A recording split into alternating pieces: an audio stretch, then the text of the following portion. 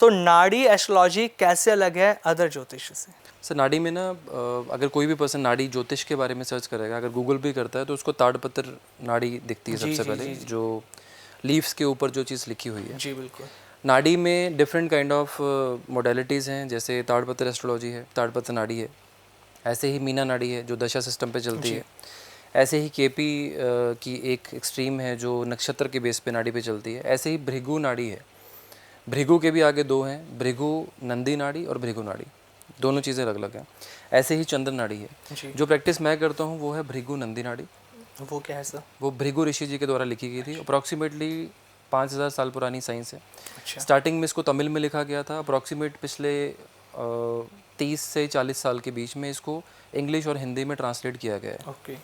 तो नॉर्थ में थोड़ा सा इसका चलन स्टार्ट हुआ और पिछले 4-5 साल से तो बहुत ज़्यादा हो गया एकदम से। ये एक ऐसी साइंस है जो पास्ट लाइफ के कर्मास को साथ लेती है प्लस प्रेजेंट लाइफ के कर्मास को साथ में लेती है, और दोनों को कोलैबोरेट करके आपकी लाइफ की जो प्रॉब्लम्स हैं उसको आइडेंटिफाई करके आपकी लाइफ को ईजी करने के लिए आपको हेल्प करती है।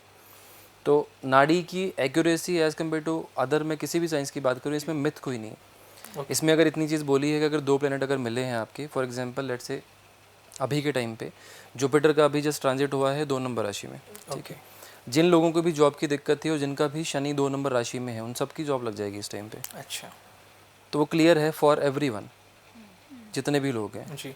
तो नाड़ी में कोई भी मिथ नहीं है किसी भी तरह की, और ये बिल्कुल जो आपकी एक्चुअल जो चीज़ें होंगी लाइफ की उसी के ऊपर काम करेगी सारी चीज़ें।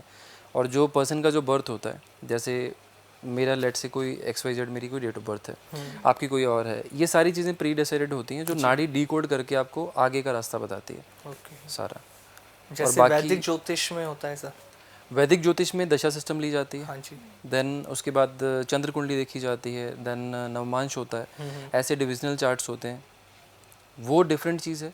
नाड़ी में सिंपल है, आपकी लगन कुंडली ही इनफ होती है, उसी से सारी लाइफ प्रेडिक्ट की जा सकती है। ना इसमें दशा है, ना इसमें उच्च नीच के ग्रह है, ना इसमें मांगलिक दोष है, ना इसमें 7.5 है, ना इसमें ढैया है, ना कंटक है, ना मिलान दोष है, ना ही नाड़ी दोष है। अच्छा। तो सीधा सिस्टम है, आपकी लगन कुंडली एक बार बन के आ गई, जो आया है आपको वो मिलेगा फॉर श्योर, आप उसको स्किप नहीं कर सकते।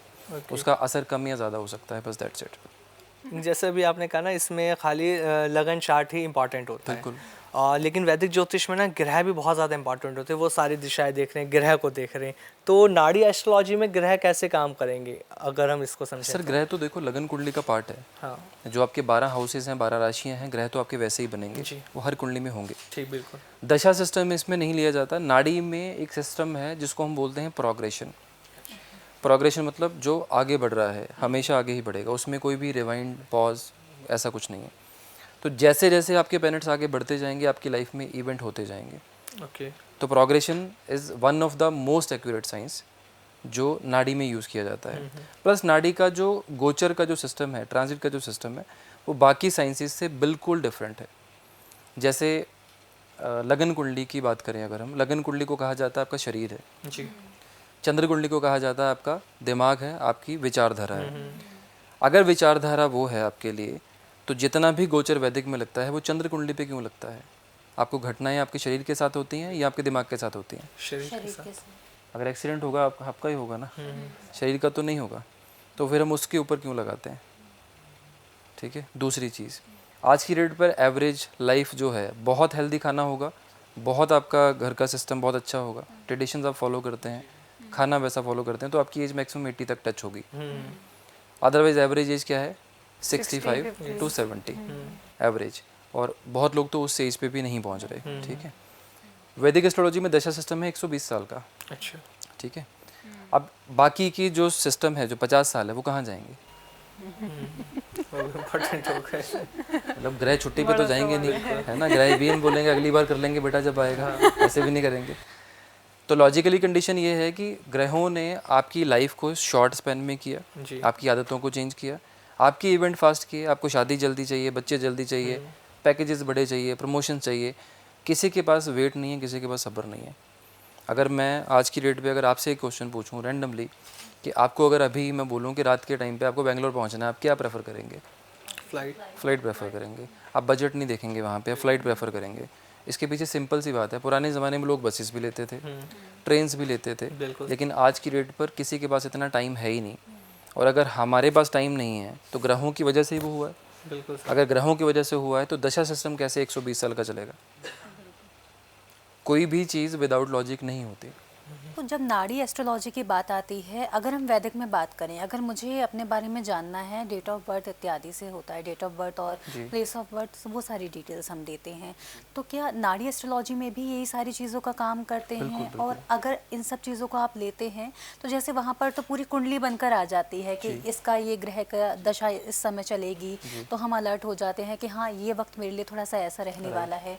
तो नाड़ी एस्ट्रोलॉजी में किस तरह से चीज़ें आपको सामने नज़र आती हैं? देखो, नाड़ी में date of birth, time of birth, place of birth, वही 3 चीज़ें चाहिए। ओके। उन्हीं 3 चीज़ों के बेसिस पे लगन कुंडली बनेगी आपकी। ठीक है। उसी की बेसिस पर जो आपका बर्थ चार्ट बनेगा, नाड़ी एस्ट्रोलॉजर कोई भी सिर्फ और सिर्फ उसी से सारी लाइफ प्रेडिक्ट करेगा। ओके। वो ना तो किसी नवमांश में जाएगा, ना ही किसी और चार्ट पे जाएगा, ना दशा पे जाएगा।